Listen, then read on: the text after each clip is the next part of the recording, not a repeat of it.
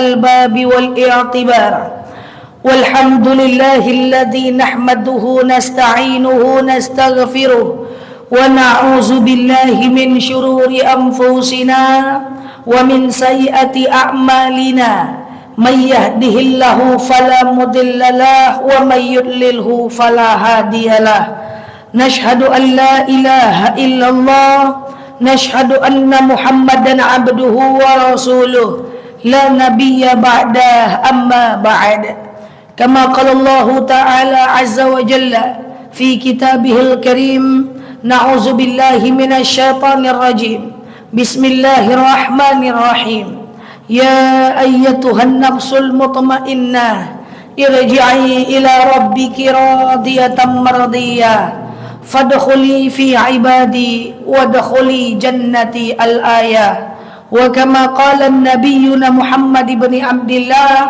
من سلك طريقا يلتمس فيه علما سهل الله به طريقا إلى الجنة الحديث صدق الله العظيم. Bapak-bapak, ibu-ibu yang saya sayangi karena Allah, alhamdulillah Allah hadirkan kita dalam majelis ini. Sebelum kita mulai kajian kita berdoa kepada Allah, semoga siapapun kita yang hadir dalam majelis ini, insyaallah Allah sehatkan badan kita, Allah kuatkan jasad kita, Allah tambah ruh keimanan kita, Allah luaskan rezeki kita, Allah angkat segala masalah kita, Allah jauhkan kita dari orang-orang zalim, Allah matikan kita dalam keadaan husnul khatimah, amin Allahumma amin. Bapak ibu semua sehat? Alhamdulillah. Selanjutnya innallaha wa malaikatahu yusalluna 'alan nabi ya ayyuhalladzina amanu sallu 'alaihi wa sallimu taslima.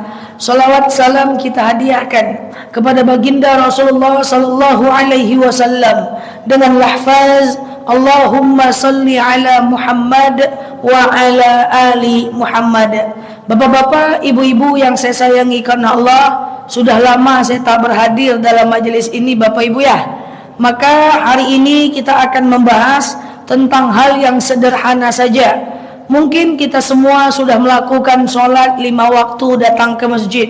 Mungkin di antara kita sudah rajin subuh ke masjid. Saya berprasangka baik di antara kita sudah rajin isya di masjid. Saya berprasangka baik kita semua sudah rajin ibadah ke masjid. Kenapa? Karena kalau mau nengok orang beriman, itu nengok dari subuhnya. Kalau subuh dia ke masjid, itu tanda dia adalah orang-orang yang beriman. Karena dalam dalil dikatakan bada al-islamu ghariban wa sayaudu ghariban kama bada fatuba lil gharaba. Ya, Islam ini datang dalam kondisi asing, selama-lamanya akan asing. Orang yang berislam itu juga akan selalu asing dan sedikit.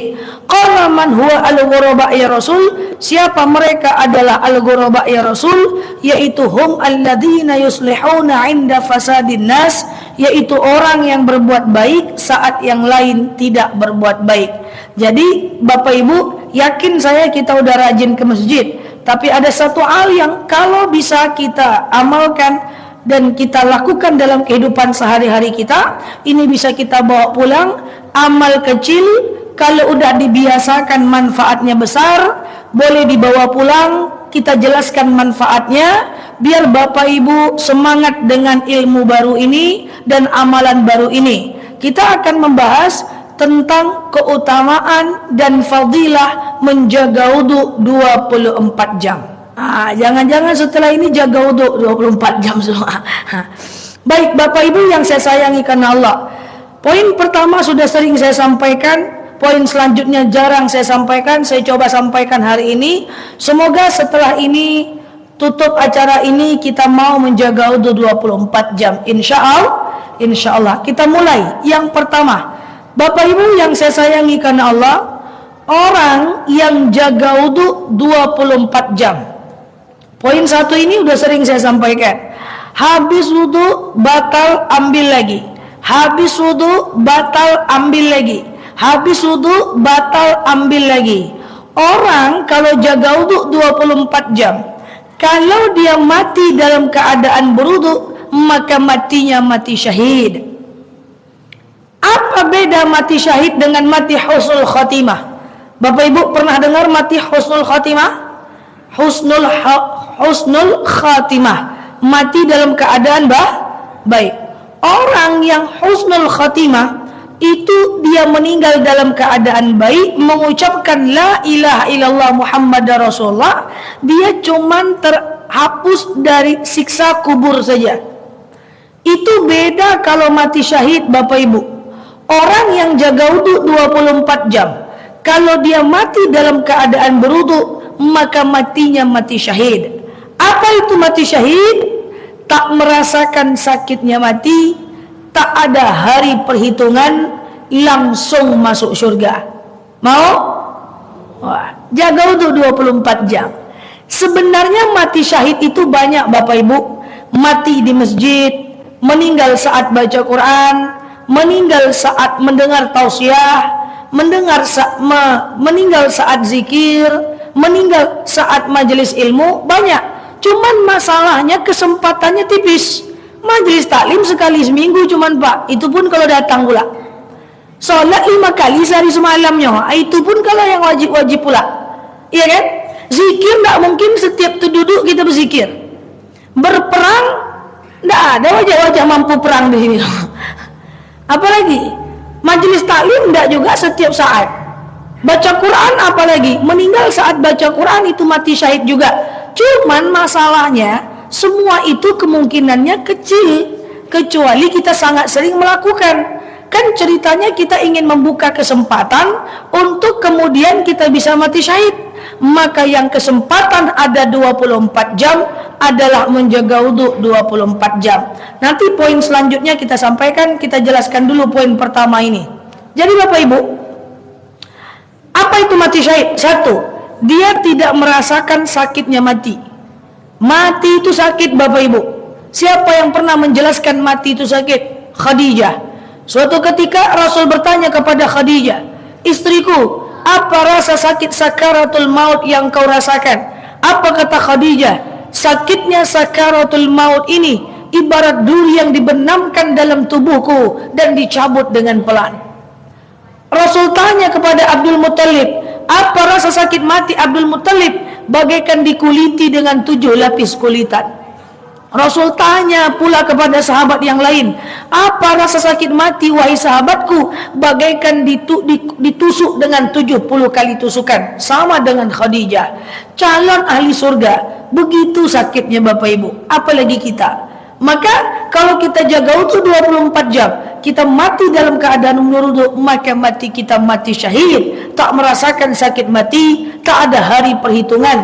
Hari perhitungan kita rasakan. Coba Bapak Ibu, apa itu hari perhitungan? Kita kalau pengen masuk surga, itu prosesnya panjang Bapak Ibu. Yang pertama, harus mati dulu, betul? Tidak bisa orang hidup masuk surga. Mati, rasakan dulu sakitnya mati. Yang kedua, kita harus, apakah ketika kita meninggal selesai urusan? Tidak, kita harus rasakan dulu siksa kubur, betul? Dan siksa kubur tidak ada dalilnya. Ada dalilnya cuman status hadisnya cuman hasan. Ya cuma menengah saja. Riwayat mengatakan sakitnya azab kubur itu bagaikan kita disiksa dan diangkat mayat kita untuk jalan tingginya mayat itu dihempaskan 40 tahun perjalanan kaki. Hadisnya hasan, tidak ada dalil menjelaskan tentang siksa kubur. Oh, kalau kita meninggal, yang disiksa itu jasad kita, roh kita, atau dua-duanya. Tidak ada dalil yang menjelaskan. Jadi nggak bisa dibahas. Apakah nanti ketika Bapak meninggal, yang disiksa itu jasadnya Bapak, rohnya Bapak, atau kedua-duanya? Tidak ada yang bisa menjelaskan.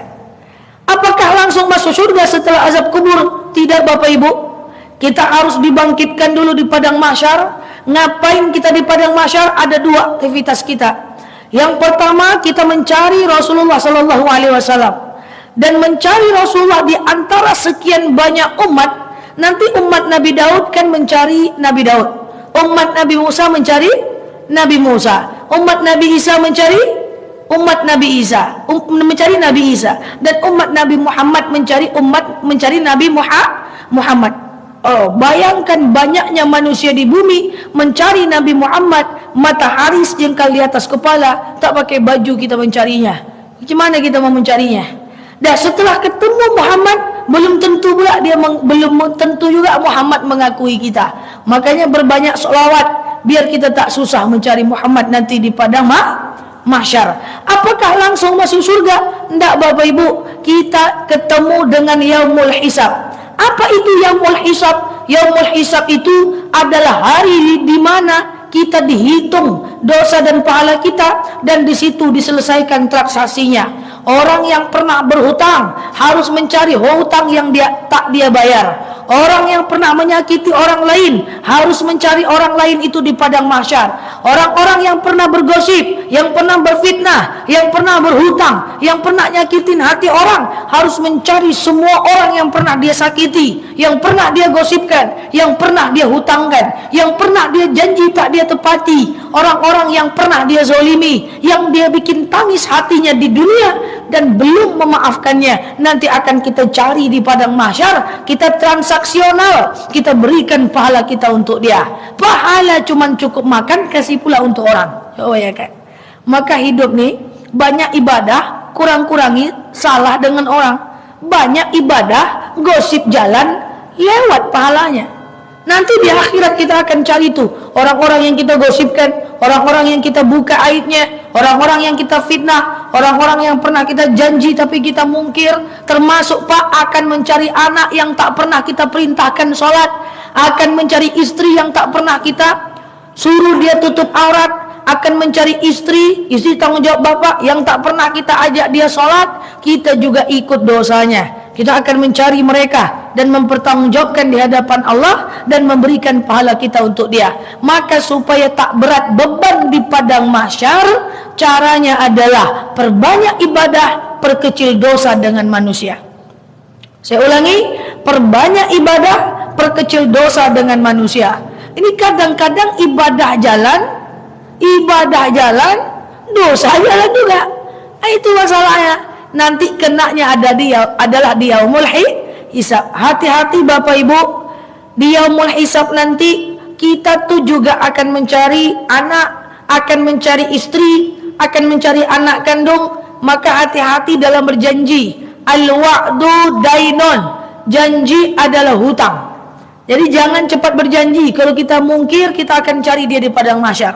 Saya sering contohkan yang kecil-kecil aja Pak. Gini Pak, ibu anak minta beli permen. Ma beli permen sama layang-layang ma. Mandi dulu, makan dulu, nanti beli. Habis mandi dia makan, dia lupa, dia tak kita belikan lagi. Dia lupa dia. Udah mandi dia, udah ganteng dia, udah gagah dia, lupa dia. Ambil aja lah kan dia lupa. Kita tadi udah janji. Itu dipertanggungjawabkan Pak. Itu dipertanggungjawabkan. Janji itu hutang. Nanti lah ya kalau abang udah naik jabatan kita umroh ya. Iya bang, janji bang ya, janji. Udah naiklah 3 golongan, dah juga umroh ya. Dia janji dengan istrinya. Itu saling mencari nanti. Jadi kita di dunia ini aja Pak, sayang-sayang sama istri, sama anak, sama orang tua, sama ustadz, sama ustazah. Di dunia aja Pak. Di akhirat kita mempertahankan diri kita masing-masing. Saya, banyak orang, oh ustazah Nela, oh Masya Allah, tabarakallah, makasih ilmunya. Di dunia aja ya kita nih sayang-sayang. Di akhirat kalau yang saya sampaikan adalah salah, nanti jemaah akan mencari saya dan menuntut saya dan memberikan pahala saya untuk mereka. Na'udzubillah.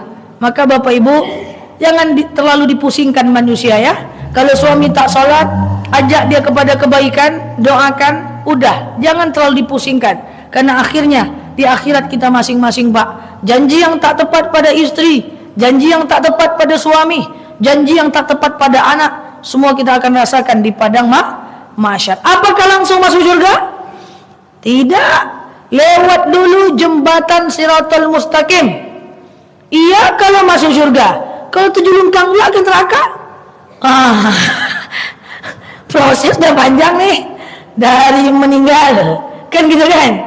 Azab kubur, cari bendera Rasulullah, mencari orang-orang yang pernah kita zalimi, lewat jembatan Siratal Mustaqim. Ayah pula kalau masuk surga. Na'udzubillah. Maka tentu kita pengen masuk surga tanpa itu semuanya. Tentu kita pengen Pak masuk surga tanpa hisab, biar prosesnya itu tidak panjang, betul ya? Maka salah satu prosesnya adalah jaga wudu 24 jam, supaya kalau kita meninggal tidak rasakan sakitnya mati, tak ada hari perhitungan langsung masuk surga. Insya Allah bisa. Tapi sholat ya, jangan wudu aja sholat subuh ndak, sama ndak ya. Oh, kata Ustaz Nila jaga wudu 24 jam mati syahid. Wah, jaga wudu sholat subuh ndak, baru tidak. Nggak bisa. Syaratnya mati syahid, lakukan yang wajib, sholat, puasa Ramadan, zakat. Saya yakin Bapak Ibu sholat, saya yakin Bapak Ibu puasa Ramadan. Zakat ini, kalau ada ustadz datang ke sini, minta tolong ustadznya bahas. Zakat ini yang susah. Kadang bukan karena tak mau mengeluarkan uang, tapi karena tak paham caranya. Berapa minimal gaji zakat? 6,8 juta. Berapa nisab emas? 85 gram. Ini belajar betul-betul. Hitung duit itu, hitung uang kita supaya kita keluarkan zakatnya. Karena tidak bayar zakat bisa menghalangi kita mati syahid. Nah, ini fenomena. Ya, nanti kapan kesempatan saya datang lagi, entah kapan-kapan. Ini penting nih. Orang banyak sedekah, Pak, tapi tidak bayar zakat, Pak. Banyak sedekah infak tapi tidak bayar zakat. Ujung-ujungnya apa? Ujung-ujungnya sama dengan tahajud tapi tidak sholat subuh. Sama dengan sholat duha tapi tidak sholat zuhur. Sedekahnya banyak, masjid dia bangun, zakat tidak dibayar. Mau sholat duha 8 rakaat, sholat subuh tidak 2 rakaat, tetap dosa. Sholat tahajud 8 rakaat, tak sholat subuh, dosa. Sedekah lebih banyak dibanding zakat, dosa. Kadang-kadang bukan tidak mau zakat, Pak, cuma kadang-kadang terlupa atau mungkin nggak ngerti dengan nisabnya. Jadi jaga wudu 24 jam. Kalau kita mati dalam keadaan berwudu, mati kita mati syahid. Tetapi syaratnya adalah yang pertama, keluarkan zakat, sholat, dan kemudian selanjutnya jangan kita tinggalkan puasa Ramadan diganti. Nah, zakat ini titik nadi. Sholat, puasa saya tidak khawatir. Zakat ini paling penting, keluarkanlah gaji penghasilan total minimal 6,8 juta per bulan. Keluarkan zakat. Kapan-kapan insya Allah kita bahas. Yang kedua, Bapak Ibu yang saya sayangi karena Allah, yang kedua, orang yang jaga wudu 24 jam. Kalau seandainya orang itu ngambil wudu mau tidur, nah tadi manfaatnya kalau mati syahid. Yang kedua, kalau dia menjaga wudunya dan kemudian dia tidur, maka Rasul pernah bersabda, faghfirolah, maka Allah akan mengangkat dosanya dan malaikat akan mendoakannya sepanjang tidurnya. Bayangkan, kita tidur, Pak, cuman wudu aja, Pak.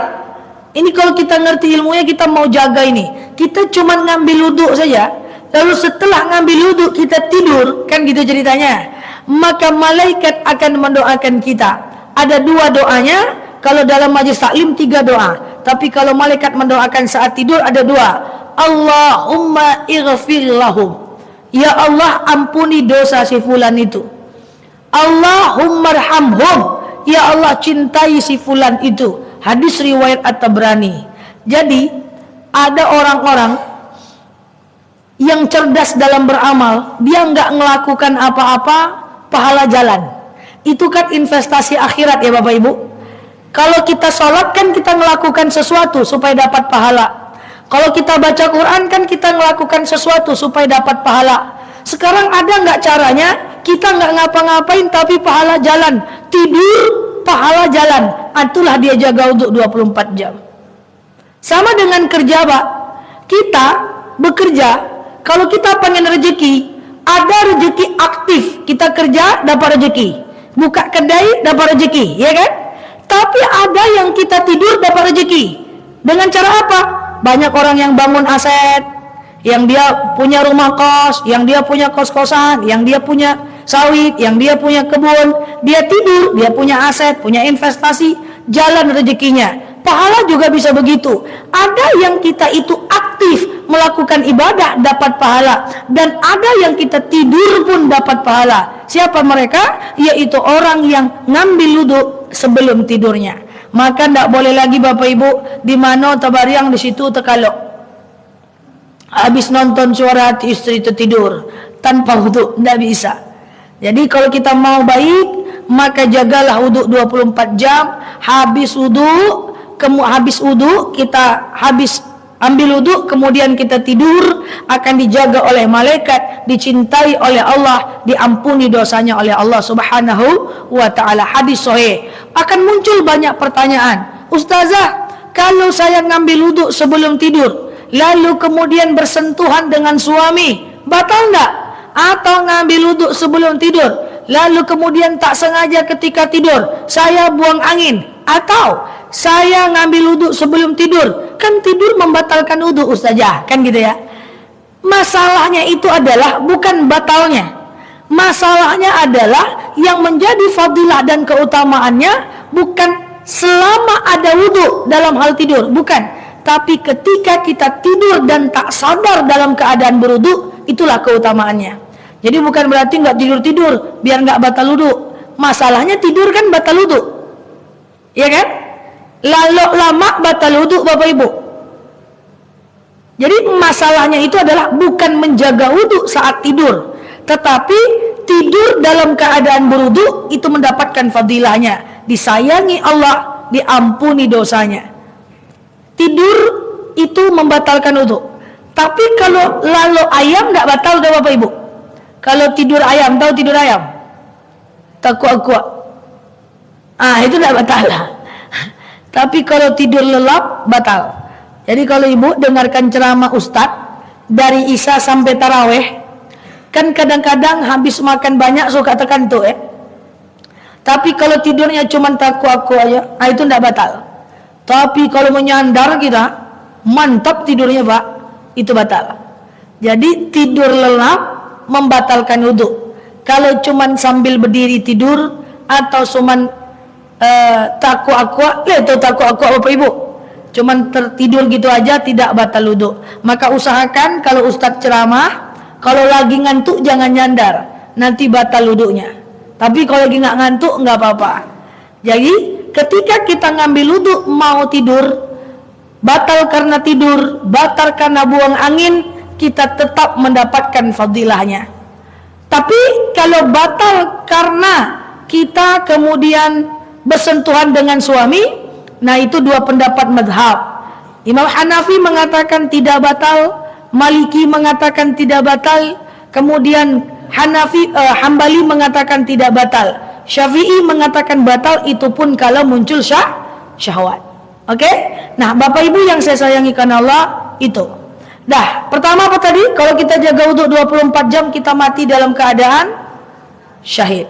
Yang kedua, ketika kita ngambil wudu mau tidur, maka saat tidur itu Allah akan angkat segala dosa kita, didoakan oleh malaikat akan mendoakan kita kepada Allah, dan kita akan dicintai oleh Allah dan diampuni segala dosanya. Insya Allah. Yang ketiga, Bapak Ibu, kalau kita jaga wudu 24 jam, habis wudu batal, otomatis ambil lagi. Tuh kalau udah terbiasa langsung connect.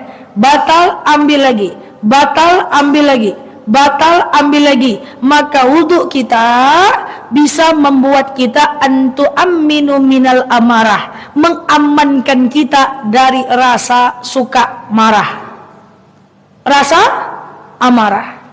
Bu, Pak, saya sering bilang sama jemaah, hampir di setiap ceramah-ceramah saya, kurang-kurangi marah Bapak Ibu ya.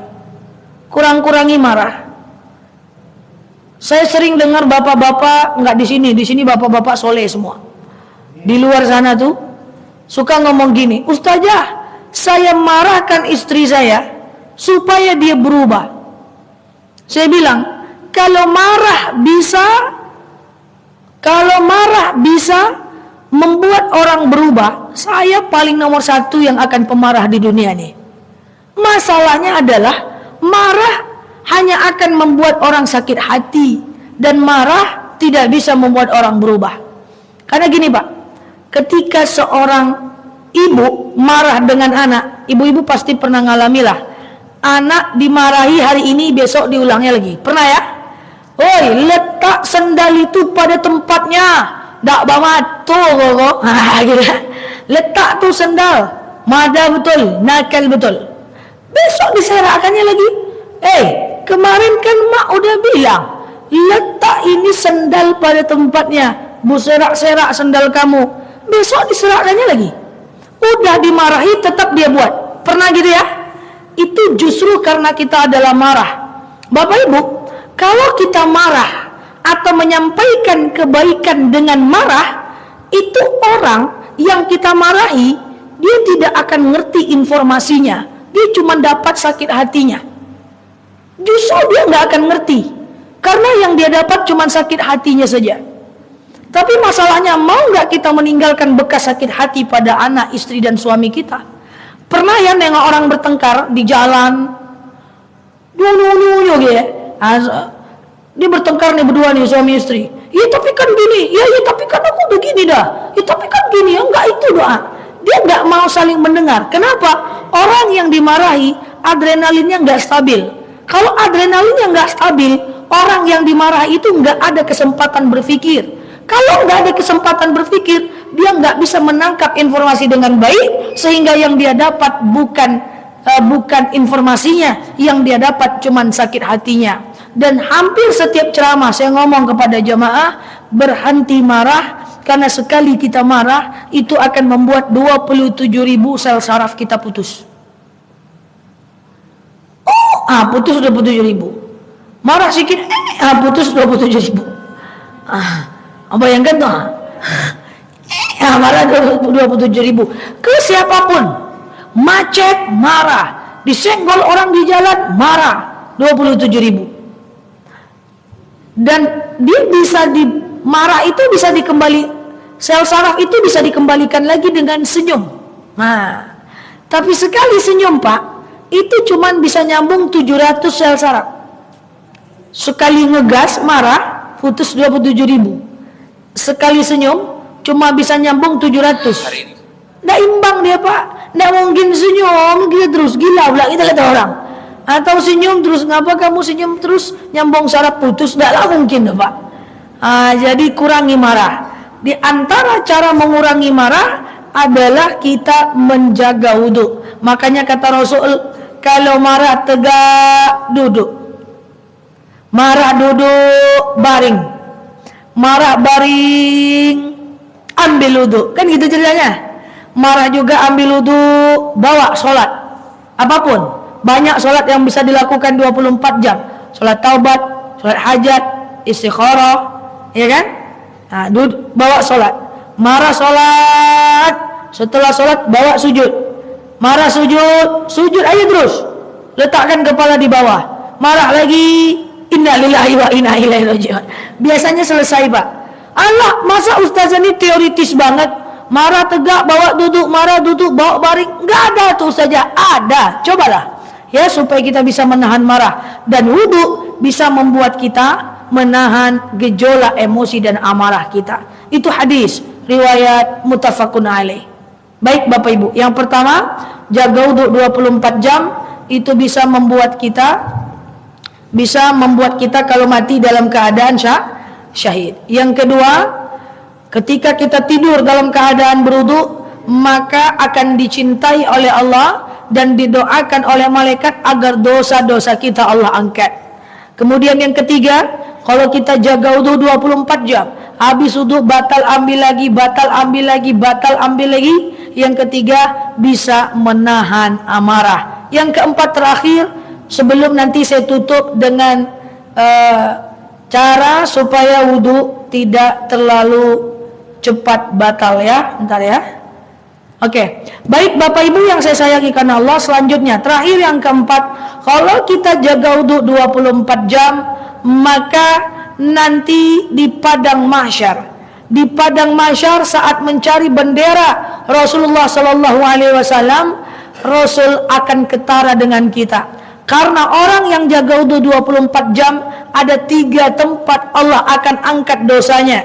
Pertama dari ubun-ubun, kedua dari tangan, yang ketiga dari tumit dan ujung kaki. Dan kalau seandainya kita ketemu dengan Rasulullah di padang mahsyar, maka Rasul secara otomatis akan menjadikan kita sebagai umat terpilih yang berada dengan Rasulullah sallallahu alaihi wasallam. Masya Allah, tabarakallah. Gampang kan? Gampang aja. Yakin saya Bapak Ibu sholat subuh ke masjid, yakin saya 5 kali sehari semalam ke masjid, tapi jaga wudhu. Kalau yang sudah, alhamdulillah. Kalau yang belum, yuk kita jaga bersama supaya tak cepat marah-marah, supaya kita mati syahid, ya, supaya kita tidurnya ada investasi akhirat. Nah, Bapak Ibu yang saya sayangi karena Allah, pertanyaan selanjutnya Ustazah, kalau jaga wudhu tuh susah Ustazah. Kami tahu manfaatnya, Ustazah udah ceramah, mati syahid, diakui sebagai umat Rasulullah, kami bisa nahan marah, tidur pun kami dapat pahala. Cuma masalahnya payah jaga wudhu tuh saja.